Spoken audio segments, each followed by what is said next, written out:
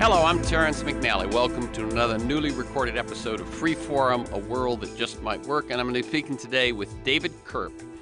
He's a professor at the Goldman School of Public Policy at UC Berkeley.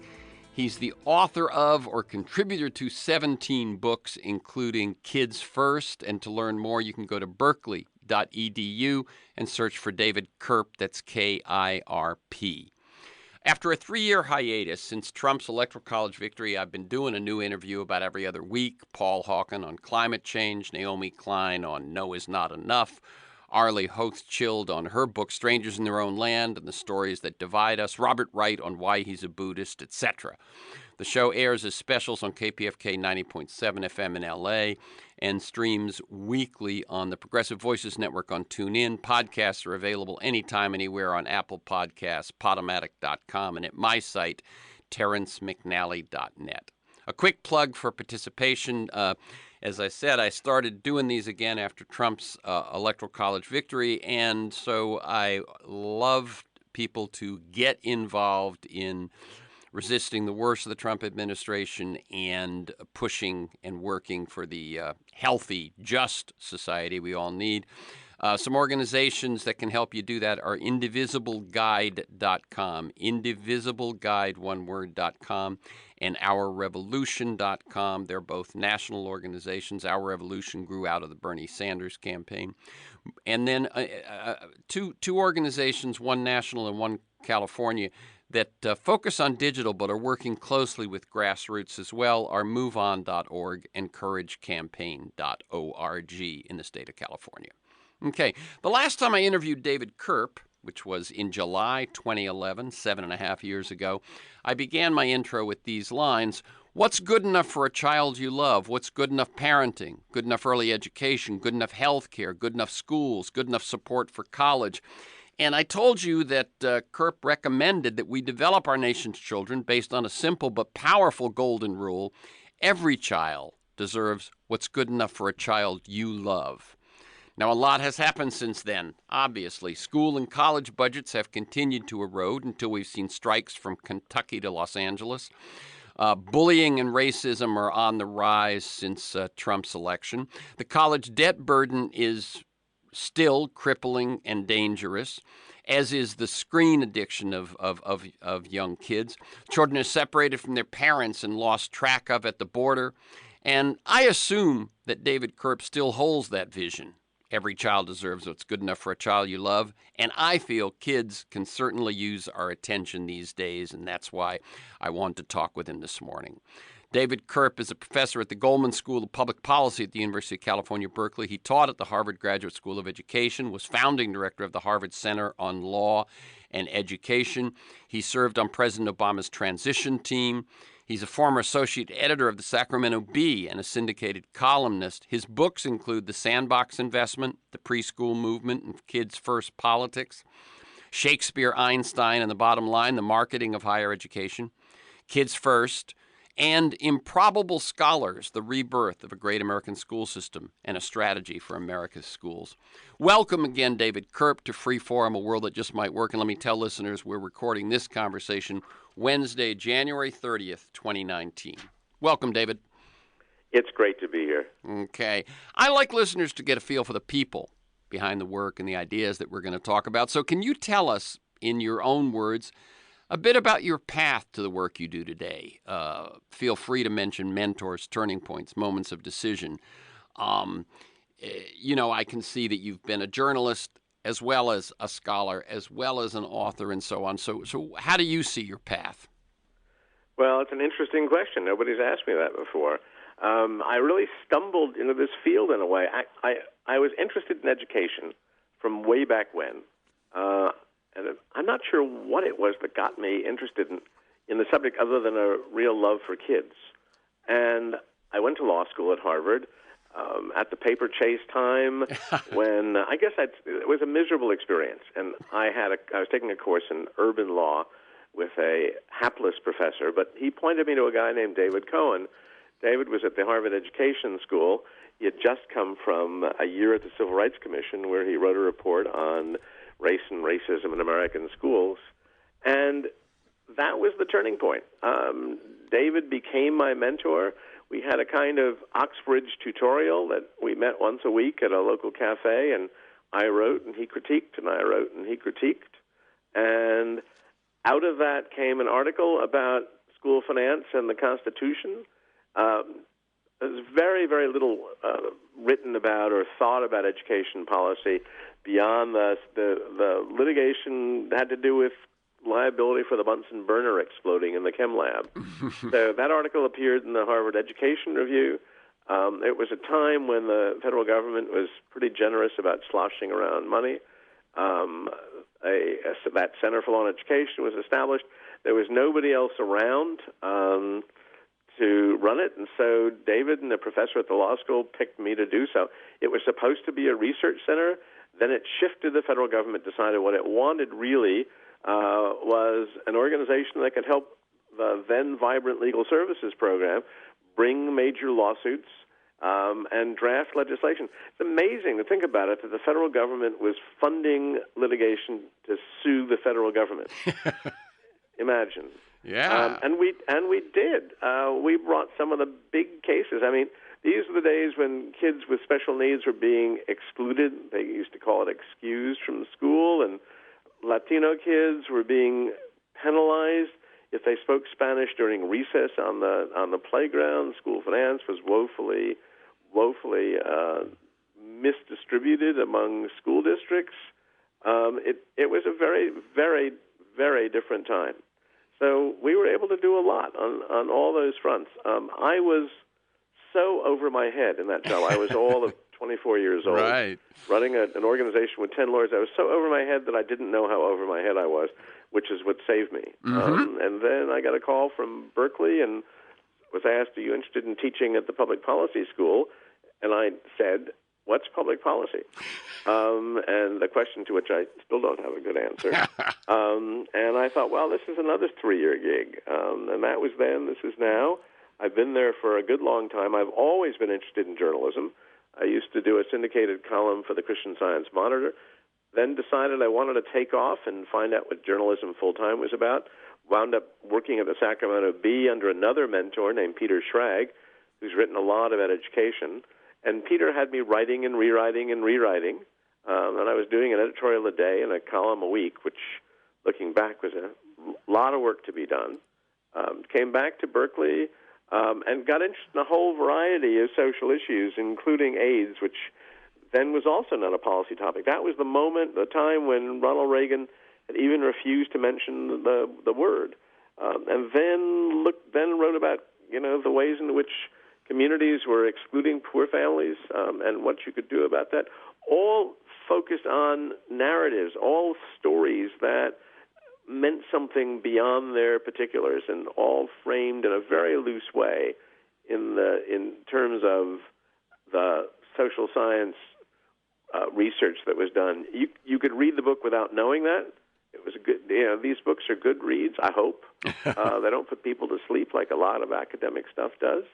And I found myself writing about early education. Another accident of a walk on the beach and somebody saying, this is big, big research, study involving preschool kids. And, by now they follow these kids. They're in their late 20s, and they're doing amazingly well compared to kids who hadn't had that experience. And I thought, wow.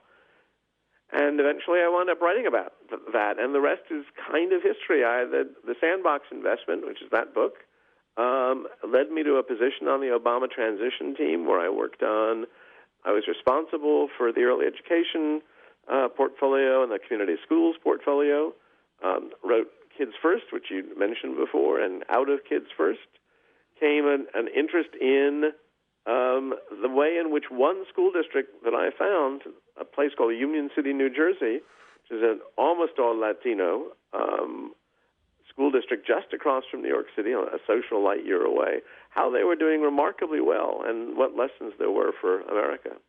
And now, now, because of another colleague, a guy named Hank Levin, who teaches at Columbia, I found myself looking at the higher education issue, what good things were happening and why kids were dropping out. And There's a book in the works that'll be published in the fall. This is an early plug for a dropout scandal that Oxford will be publishing this fall. And so there I am, continuing to work, looking at some new topics, and also proposing to write a kind of question and answer book about the big policy issues in American education. Okay, that's the voice. Pretty windy, but I hope it covers the terrain. That's what I want. We're talking for an hour. This is not your often 8-minute or 10-minute interview, so we have time to find out who you are and how you got here. Now, as I mentioned the book Kids First because I was very impressed by it for a couple of reasons. One, you say these are 5 big ideas which can transform kids' lives and America's future, and what those ideas are. And then you showed us programs that you'd found that were already working successfully in these different areas, and why couldn't we do more with those? So I would like to start by following up on some of those ideas and programs in Kids First. As I said, that was 7.5 years ago.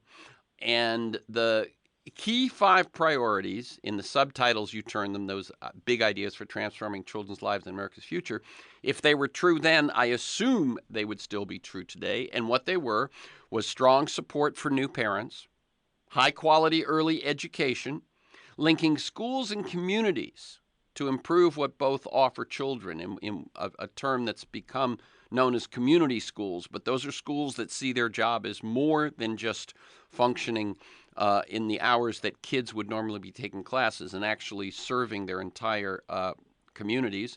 Then giving all kids access to a caring and stable adult mentor. And then finally providing kids a nest egg to help pay for college or kickstart a career.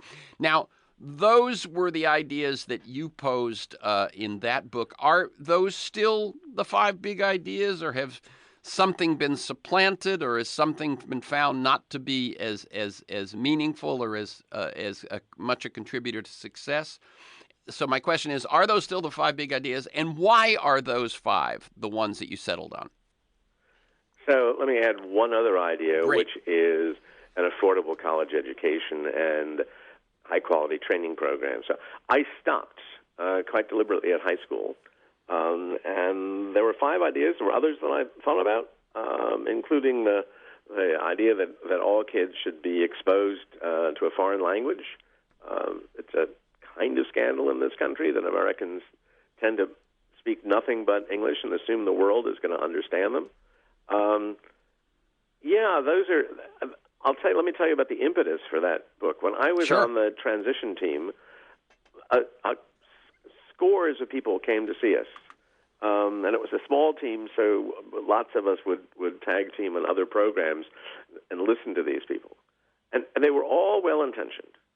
And the problem was, from my point of view, was they weren't looking at the whole kid. They were slicing and dicing children. So you had the Catholic schools, and you had the Indian education, and you had free speech organizations and groups that cared about little kids and so forth and so on. And all of those are important concerns, but none of them really dealt with kids writ large. And I thought, well, let's step back and think about what we want.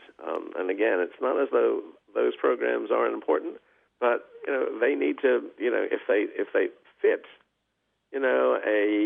a strategy that really is designed for all kids. That's what I was aiming for. And so to work through those ideas one by one, I think I would say overall there has been incremental progress. I would say it is mostly at the state level. Of late, I would say it's despite rather than because of the Trump administration, which has been what to say, anti-kid, certainly anti-college, in lots of ways. So support for parents. There are programs that really help parents learn how to do parenting at its best. And I begin the book by saying parents are kids' primary educators. This is where kids learn the most, and particularly early on. And as we know, early on is crucial in brain development and social development before children, even young children, are in school. So in some places there have been modest funding increases. The new California budget that Gavin Newsom has put out has modest additional funding for those programs, but we're still a long ways from providing this kind of help. And the focus has been on poor families. And there's no particular reason for this. I don't know any parent of a first child who thinks, I've got it nailed. I understand exactly how I should do, and I don't think that's an issue for just poor families. And you look at France, everybody, including the prime minister and the prime minister's wife, get a visit early on to help them down that road. So we haven't done enough. We've made inches of progress. On early education, there are substantially more kids in preschool, 4-year-olds in particular, 3-year-olds less so. And the problem, there are two problems. One is the fact that, again, the programs have targeted poor kids. And what people don't realize is that middle-class kids come to school as far behind as wealthy kids. As poor kids come to school behind middle-class kids. And there are more middle-class children than there are poor children. So you could say the numbers really are, the numbers argue for providing universal pre-K, which has ceased to be on the agenda. I just wrote a piece for the San Francisco Chronicle arguing that that's what we need. Whatever happened to the idea of universal pre-K? This was one of Hillary Clinton's campaign themes. The other big problem is quality. We're spending much too little on preschool. There are lots of people who still think that early education is kind of babysitting. Mm-hmm. That means you get teachers who are barely qualified. They've got good hearts, but not enough training in how to think about 4-year-olds and how different they are from 3-year-olds. If they're in the public school system, they get paid decent salaries, but in many cases, they're working for community organizations. They're getting paid a pittance. They don't have health benefits. They don't have retirement benefits, and it's no surprise that they come and go with great speed. Mm-hmm. So at a time when kids need education the most, they're getting it the least. And it really irks me when people say, well, we can't afford to do more. And I say, what does can't afford mean? It means that early education and little kids are not a priority. And in that Chronicle article, I made a half-serious, half-Jonathan Swift kind of argument, which is, okay, here's how we afford preschool. We just get rid of senior year in high school. The only reason you got senior year in high school is inter-high school sports, football. Kids want to be out of there. And by the way, some legislators took that idea seriously. And the point isn't necessarily that that's what you want to do, but to say, if you look around, if you look at what we're spending on, say, prisons, think about there is money around if there's the will to spend it. And let me jump in for a second here. One, this notion that you've mentioned 2 or 3 times, which is all kids rather than just poor kids. One argument for that is the one that you've already made, which is that middle-class kids are as disadvantaged relative to the wealthy as poor kids are to the middle class. Okay. But the other argument is that when you focus a program on the poor, then people are much less likely to favor it. Roosevelt saw this with Social Security. The reason that Social Security is not means tested, the reason that everyone gets Social Security and everyone gets Medicare is because if a program is for everyone, then you don't have you can't divide and conquer in terms of support. So I think that is one of the reasons that you favor that as much as possible programs should focus on all children. Is that correct? Yeah, and let me add the famous line from one of the pioneers in early education was, programs for poor kids are poor programs. Mm. Yeah. And a couple of other things I would add. One is that if to the extent that you can make those programs not separate kids into poor kids and middle-class kids, but you can take advantage of the possibilities of bringing them together, everybody's going to learn more. We have the data that you You put kids in heterogeneous classrooms, mixed middle class and poor kids, mixed black and brown and white kids, you do better. And finally, if it's the point that a version of the point that you just made, which is if you focus, if you incorporate middle class kids, those families aren't going to stand for a third-rate education for their kids. And they know how to fight. They've got the social capital that enables them to push lawmakers to make something happen. And, this is not a Democrat-Republican issue. It's not a red state, blue state issue. The two leaders in the field are Oklahoma and Georgia. Those are not states that we think about as, the avatars of progressivism. But, if they can afford it, if they're doing it, surely California and other states can afford to do it. Now, by the way, when you New say York City just went down this route, and New York City has a fantastic program. When you say the leaders, you mean the leaders? Do you mean the leaders in early childhood, or what specifically? Yes, the leaders. Yeah. They are the leader. Those states have high quality universal preschool. Georgia and Oklahoma, and that's the route that New York City has just taken as well. Now, let me ask a quick question, because I'm always fascinated by these sorts of things. You point out that one would not have expected Oklahoma and Georgia to be the leaders in these. How did it happen in one of those states? What's the narrative there of how how they've achieved what others haven't, even though you wouldn't assume they'd be the poster kids for it? Well, they're different routes. In Georgia, there was a candidate for governor, and he was convinced by his advisor, a guy named Jim Carville, who wound up being a major political guru for Bill Clinton, and Carville convinced the candidate that there were two issues that he ought to push. One of them was a free high school education for kids who maintain a B average in school. Those are called Hope Scholarships. And the other was universal preschool, which at the time was a totally unheard of idea. And it worked. In Oklahoma, it was a smart middle-level bureaucrat. No kidding. Who had worked in early education, who persuaded a legislator who nobody knew much about. He was a country legislator, a very conservative Democrat, to make one little change in the Oklahoma state law. That is, you provided funding for 4-year-olds as opposed to 5-year-olds. And once that happened, universal preschool was in place. And however, what was going on is that a lot of superintendents thought the preschool was a joke, and they really were barely spending any money on the 4-year-olds. And then parents in some districts started saying, "Oh my gosh, the kids in southeastern Oklahoma, which is one of the poorer parts of the state, they were doing well. They were doing as well as the kids in the wealthy parts of Tulsa and Oklahoma City."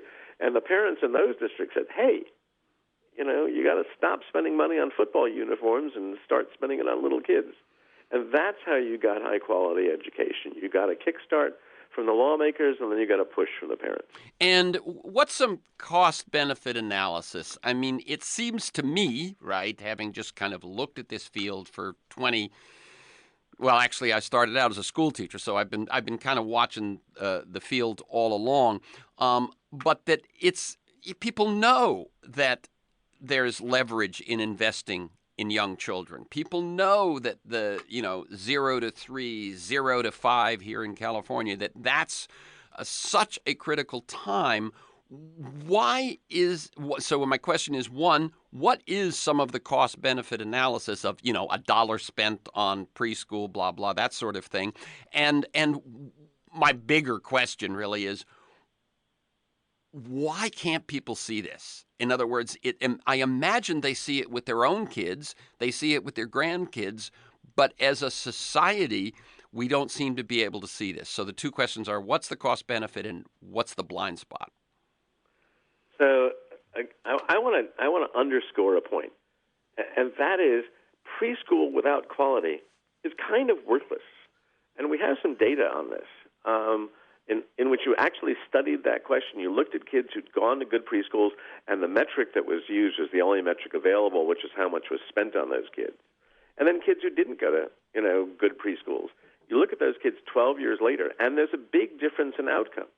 So we don't talk about quality because it's hard to understand, and it's kind of boring to talk about. training of teachers and evidence-based curriculum and the size of classrooms. But that matters. And one of the things I learned from looking at various state programs and writing SANDBOX investment was it's easier to go from a better program to a bigger one than it is to take a big program and turn it into a better one. So that's not part of the conversation. People talk about preschool, pre-K, as if it were some kind of a unity, but it's not. I mean, if you think about, nobody talks about K-12 that way. Preschool is exactly the same.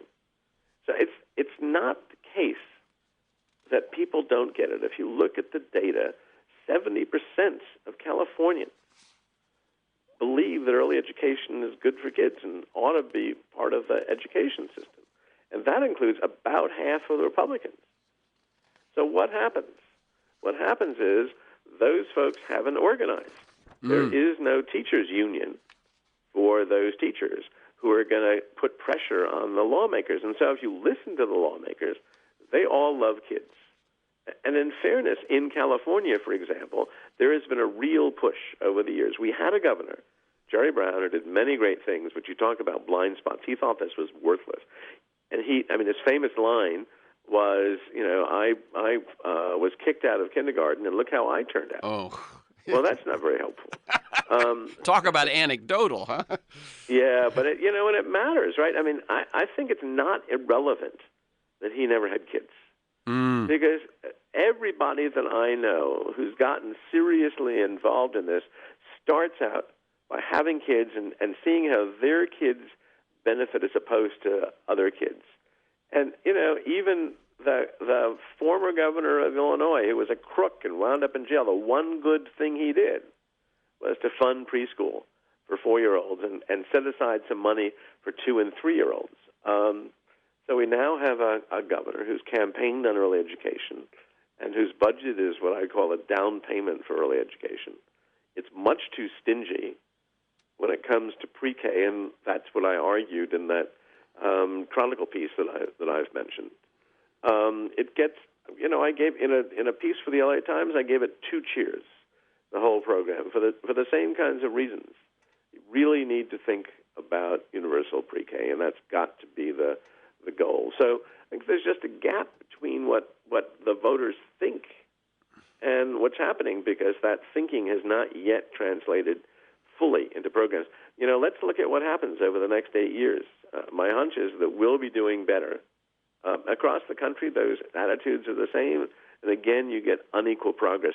You get substantial increase in the numbers of kids since I wrote Kids First. But you don't get substantial increase in many places in the amount of money spent on each kid. And if you're spending half as much or less on preschool as you are for K-12, well, what do you expect is going to happen? Right. And as I noticed, when in those 5 ideas, the idea that we're talking about here was not early education. It was high-quality early education. Exactly. And that, so there are 2, takeaways that are really important. One is that parents matter, and they matter all the way through this process. It's not as though schools are miracle workers. And the other idea is that quality matters. Mm-hmm.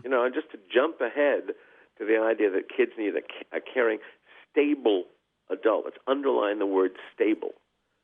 By and large, a program like Big Brothers Big Sisters tries to keep the big brothers and big sisters around for at least 6 months, and they've pushed that to 8 months and in some places 12 months. Why? Because think about the kids who sign up for those programs. Many of them, and anybody can sign up, but many of them are poor kids. They've lived unstable lives. All of a sudden, they've got an adult who they can turn to, and then that adult disappears. What's that going to do for the kids' trust of adults? Yeah. And they're again to jump to that issue. So you ask teenagers, and there's data on this. You ask teenagers, what do they want? They want more contact with adults. We don't think that. Right. They want more contact with stable adults. And if you ask people in the field, what's that? And I'd ask you as well as a former teacher, what's the most important thing you can have in the life of kids? And the answer is a stable, caring adult. It can be a teacher, it can be a minister, it can be a coach, it can be a mentor, but you want somebody who has kids back. Yeah, I know a program that I've actually, full disclosure, I've done some work for. I've done some communications work for, and that you salute is Friends of the Children, which is a paid mentor, and one of the reasons they do it is to capture that stability. And Friends of the Children, I actually sat on the national board of Friends of the Children for a while. And that model is really impressive because it says they identify in kindergarten, they sit in classes, and they look at kids who you can predict. As a teacher and as a parent, you can predict who's going to be a trouble kid. It's the kid that's stabbing other kids with a pencil. It's the kid that threatens to jump out the window. It's the kid that throws chairs in that school. And they find for those kids, with the agreement and support of the parents, they find for those kids mentors. And the mentor doesn't stick around for 12 years, but mentors who are supporting those kids from kindergarten through high school. And that's unheard of. But it's that kind of support. There's no particular reason to believe that only little kids need support. Oh, There's no reason to believe right. that good education programs are only for elementary school kids. Right. Really have to think about children, youth, and not just little kids or short-term Band-Aid help. Right. And one thing I know about Friends of the Children is that it's an expensive program. They're paying someone to spend 4 hours a week with a kid through high school, as you pointed out. But their cost-benefit versus 12 years of mentor versus 12 years of incarceration or 12 years of welfare. That's where you see the benefit. And what they found is that when these kids have a mentor, that they're much more likely to graduate and much less likely to end up in either of those other buckets.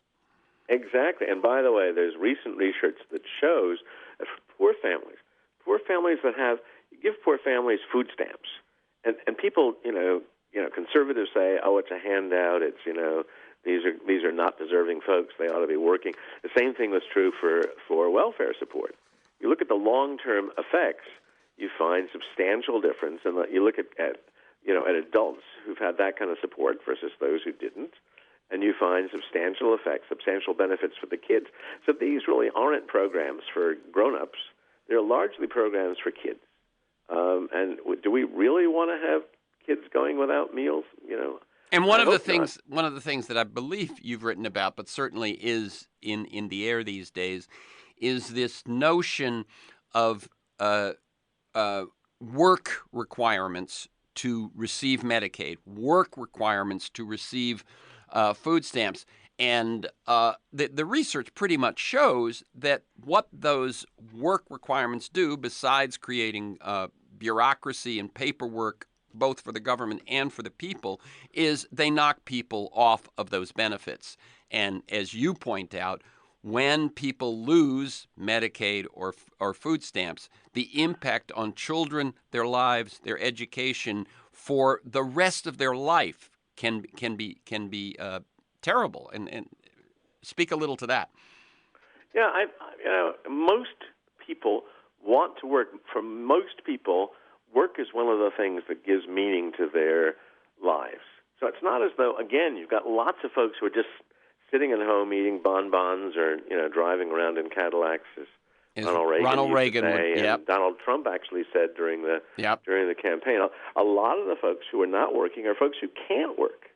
They're in one way, shape, or form disabled. And if you keep those families off the rolls, or you make it really hard for them to get benefits, again, it's the kids who suffer. Right. One of the things, Medicaid and tax credits are more like the kids, families who receive food stamps, Medicaid, and tax credits, kids are more likely to remain in school, more likely to avoid crime, more likely to be healthier and live longer. And absolutely. That's the impact. If somebody wanted to start an organization that benefited these families, it'd go out and find the poor families who are entitled to the Earned Income Tax Credit, which is one of those. I love it because nobody knows what that means. A very obscure policy-wallacey kind of name. But it really provides funds for poor families, And the poorest of families typically aren't signed up. And in some cases, just to make the earlier point, you ask why, they say, we didn't earn this, we don't deserve this. So you need to help people understand that it's a right, and it's a right for their kids, not just for them. There are millions of folks who are eligible for the earned income tax credit who are not getting it. And we don't know about that. We could find those families. It would take a big effort, but boy, would it be worth it because of the long-term outcomes that you were talking about. Right. So it's interesting. It goes back when we asked the early question, why don't people make the investment? It was, well, that people know they need it, but they aren't organized. And in this case, people have even, the policy has passed, the policy exists, and the people who need it don't know about it. So there are gaps here that look fillable that could make a difference. Let me tell people, this is Freeform, a world that just might work. I'm Terrence McNally. I'm speaking with David Kirp. He's a professor at the Goldman School of Public Policy at UC Berkeley, the author of or contributor to 17 books, including the one we're talking about now from 2010, 2011, Kids First. And you can learn more about David's work by going to berkeley.edu and then searching for David Kirp, and it's KIRP. And he's a frequent contributor, op-eds, opinion pieces, analysis pieces, and so on. So there's a lot. It isn't. In other words, you go to David's, you find David's work. It's not all going to be academic studies. It's going to be stuff that you can read, understand, and use. Let's talk a little bit about community colleges, which in essence is one of the things that you were advocating for. That schools be more involved in linking schools and communities. There are some successes in that realm. Could you share a little bit about that? So are we talking about community colleges or community schools? I meant community schools. My mistake. Okay. By the way, let me just say something about my own background. I don't think any of it, is academic in the way you're just describing it. And what I say to folks is, pick up a book, start reading it. If you don't like it, I'll give you your money back. The other thing I would add is that I'm now a contributing writer to the New York Times, so there's a lot of my prose that shows up there, including a recent piece about community schools. Right. And when I'm writing an article, there's really three parts to it. Let me tell you a good story, because the 7 most irresistible words in the English language are "let me tell you a story." It's actually 6 words. And so I begin with a story to hook you. Then I show you that it's not just a story. There's some evidence that it works. And finally, it's not a one-off. It's a program that has legs. It's a program that lots of people can pick up and use. And that's always the model. In the book that's going to be coming out, the book about college dropouts, the college dropout scandal, I describe the scandal, and then I say, look at what some universities ranging across the country from Long Beach State to Rutgers, Newark, look at what they're doing and look how successful they're being. So I want to show folks that there are success stories, and they're not, oh, my God, they've got so much money, or, oh, my goodness, we couldn't possibly do that. To show folks that none of this, is brain surgery. All doable stuff. So the community school, I think about the community school as good preschool for older kids, just adapted for older kids. The classic school is an 8 to 3 school. It focuses mostly on the 3 R's. That was particularly true during the No Child Left Behind heyday, but it's still the case. So you don't get a whole lot of science or history or any of those subjects. And you don't get, when I was a kid, way back when, you had gym every day. Now many kids have gym once a week. They might have art. They might have music. And their families are just left in the cold. I mean, schools, but the farther up you go in the grade ladder, the more the greater the distance between families and schools, the greater the distrust on both sides of that divide. So community schools really are, as the name suggests, schools that in all ways serve the community, serve the kids by being open from sunrise to sunset. They often feed them 3 meals, certainly 2 meals a day. The after-school programs aren't your classic, programs for kids who are doing catch-up stuff.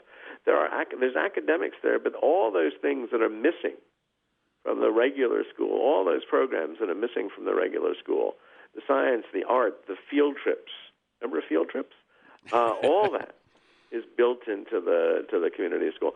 There are going to be health clinics either in the school or accessible to the school. And just imagine if you're a parent and your kid gets sick, what do? Either you stay home and take care of the child or you spend all day ferrying the kid to a doctor.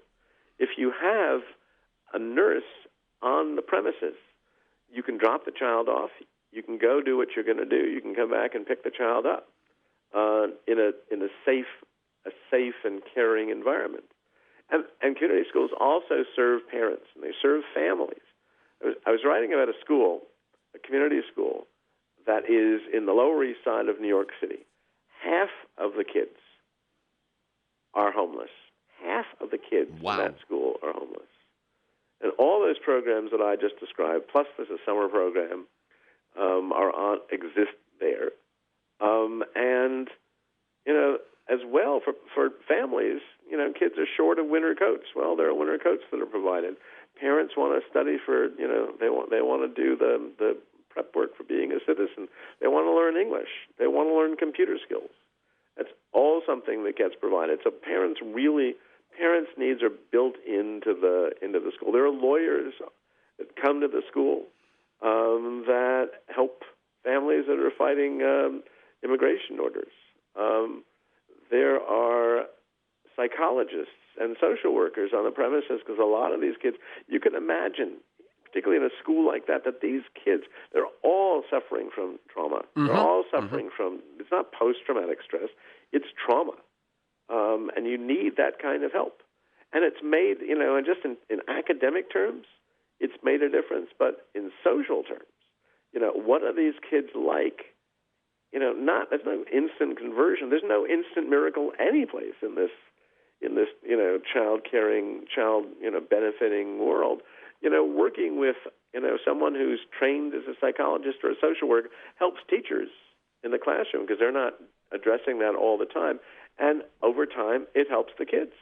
They benefit from that kind of support. And they may have, tantrums. What they learn about tantrums is, okay, if I feel a tantrum coming on, they need to chill for a while. So it's okay for them to walk out of the classroom and walk around for half an hour and just let go of what they're feeling and then come back to the classroom.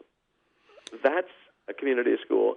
And again, if you think about all those programs, I began the community schools chapter in that book by mentioning a rich family and their teenage son who was going to a fancy prep school, visiting a community school up in East Harlem and Washington Heights, that area of New York City. And he looks around and he says, I wish we had all these things in my school. Again, it's one of those schools that meets my criterion. Every child deserves what you would want for a child you love. Think about that. Yeah. Every child deserves what you want for a child you love.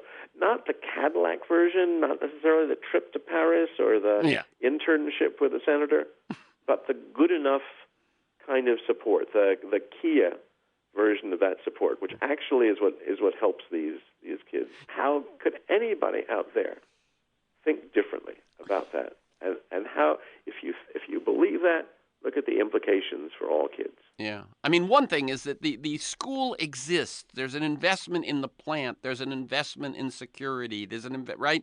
And to take that, and there's a relationship between this entity existing in the community and families.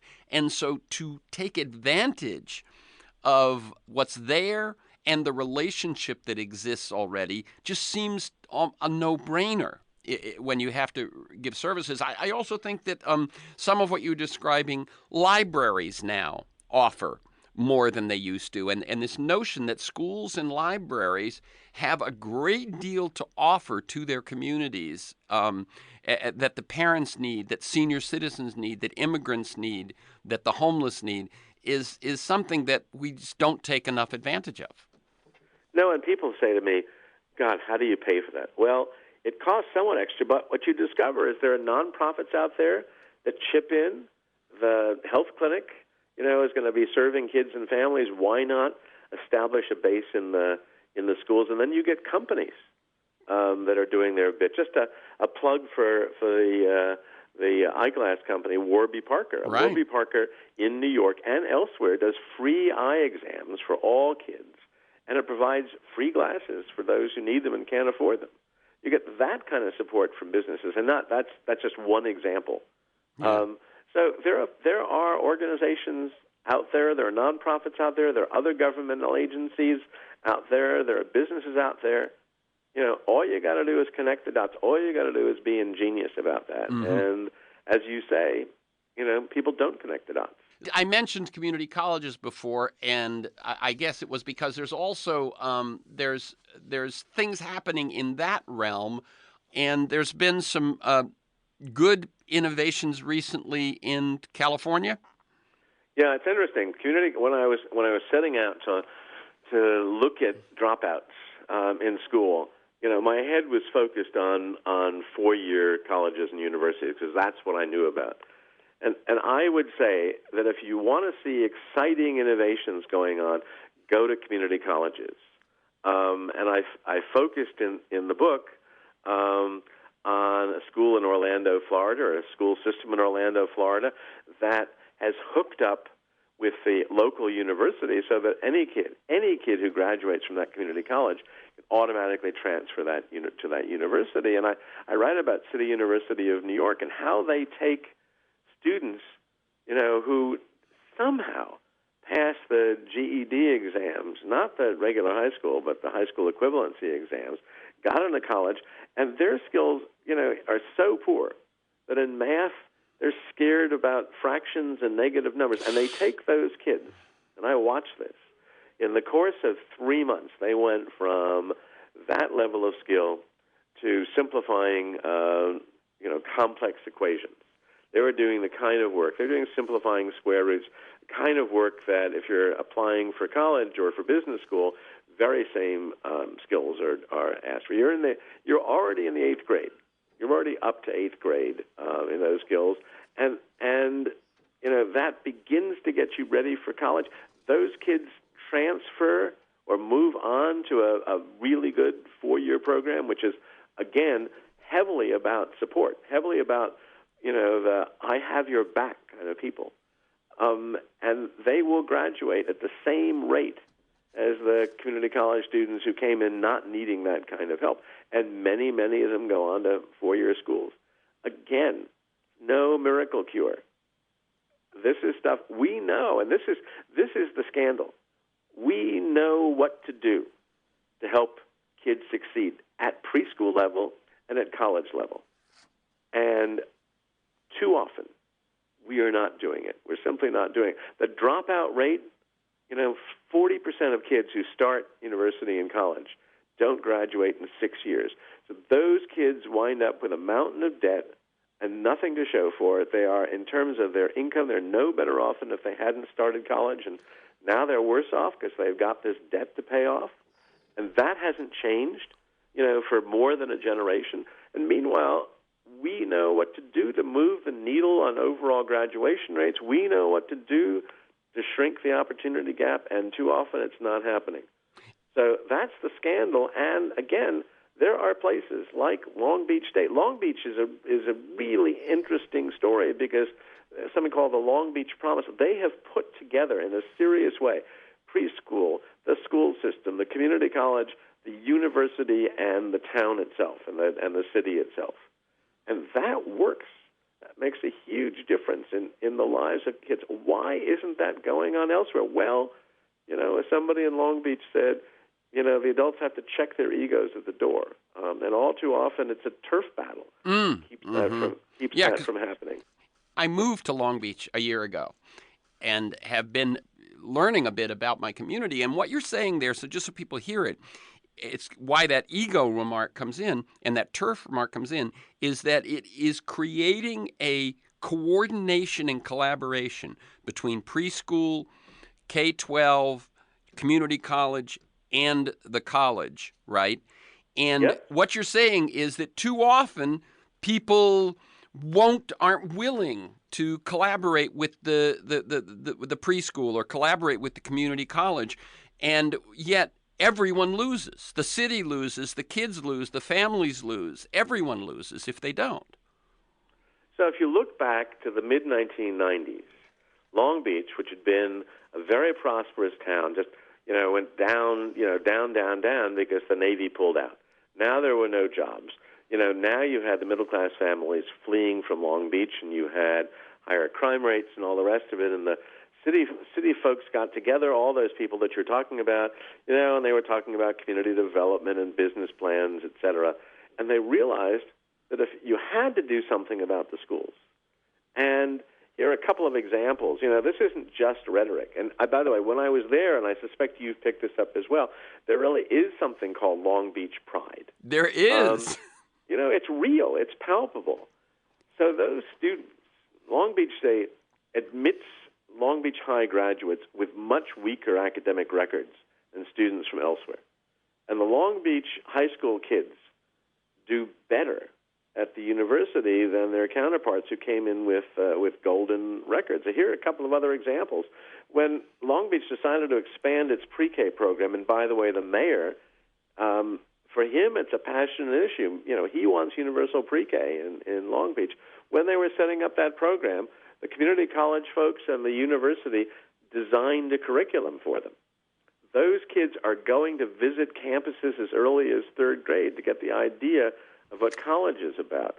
And when there was the serious cuts in funding for K-12 during the Great Recession, teachers were let go, seniority, last hired, first fired, but teachers in science and teachers in special ed, they were exempted because there were great shortages. So Long Beach State said, if to all of the teachers in that system, if you want to be retrained in one of those fields, we'll do it free. Free. This is Long Beach State is not exactly a rich university. The state universities are scrambling to survive financially. So for them to do that, it really is not just talking the talk. It really is walking the walk. Right. It's hugely impressive. When I wrote about that, I looked to find other cities that were emulating it, and I couldn't. And there are some that sort of came sort of close. Modesto being one of those places, but again, ego gets in the way. There's a new superintendent. She wants to do things her way. There's a new community college president, he wants to do things his way, and the whole idea falls apart. It's the stability in Long Beach, the fact that you've got leaders who've come and gone over the years, but the idea, the spirit, the program remains, and it keeps getting better over the years. Yeah. That's impressive. Yeah, I think part of it happened. The mayor, when this first came into play, had been a school teacher, and then had been a school administrator and had been the president of the community college. She had sort of been through all those stages, which no doubt had something to do with them being able to pull this off. Absolutely. You look at the superintendent of schools now, went through that system, got his BA and his PhD from Long Beach State. Well, he's a living example of what it is that we're talking about. I mean, so again, he understands how important this is. Community college math faculty and English faculty worked with the high school to say, we're getting rid of those exams, those exams that kids take the day they walk in the door to determine where they should be placed in those subjects. We are going to rely on high school grades as our marker of how kids are going to do. Now, that sounds pretty obvious, but college professors they just look down on high schools. The idea that you could actually look at grades and that they would mean something, as opposed to just giving them the kind of tests which they know, in their heart of hearts are going to really work. That's an amazing step. And guess what? A lot of those students got placed in classes more advanced than they otherwise would be if you look only at test results, and they have done splendidly. Whenever I really focus on this issue, I see the good stuff, like we're talking about. We're talking about these. It can be done. It isn't rocket science. It doesn't take more money than God, and that's nice. But I really get disheartened. I can only imagine how you, who toil in this all the time, must feel. Why? I mean, the last time I interviewed you in 2011, I said, why isn't this some sort of a national campaign that to invest in America is to invest in America's children? Is there anything out there that has even the seeds of this, where there's like a feel? I mean, we've seen the strikes in West Virginia, in Oklahoma, in Los Angeles. We've seen attention to schools. I think those strikes had something to do with the way the election went in 2018, that people sort of woke up. Is there a movement, or is there the seeds of a movement where we finally say, this is what America needs to do to cope with the 21st century? So I think it's a really good question, and I think the answer to that question is bottom up and top down. The bottom up are the kinds of teacher strikes you're talking about. It's not as though the teachers in Los Angeles are greedy and said, "Give us a huge pay increase." Right. And they were talking about a difference of 0.5%. It's not trivial, but it wasn't the big deal. The big deal was over time reducing class size. Yeah. Because, if you've got a class of 45 kids, again, you know this from your days as a teacher, if you're an English teacher, how many papers a week can you assign if you've got, 5 classes, each of them has 45 kids? It's pretty awful. So the teacher strike, I think, opened people's eyes, and you're absolutely right. I'm sure that they had an impact on the election. So the top-down, there are 2 versions of top-down. One is you elect a governor like Gavin Newsom, or you elect some of those teachers. In Oklahoma, some of those teachers, are now sitting in the state legislature where they've got a voice. And there needs to be somebody out there, a national voice, who can speak in a way that attracts nationwide attention.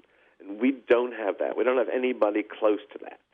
There's nobody in the education world, except that dummy sitting in the education department secretary's chair. Yeah. There's nobody who can command a national audience. So to me, that's the other part of the story. Get governors elected and legislators elected who care about these issues, get teachers mobilized, get parents at the early education level and teachers at the early education level mobilized. That takes organizers out there in the world to do that. That's what needs to happen. And I'm a realist and I'm an optimist. I have to be both of those things.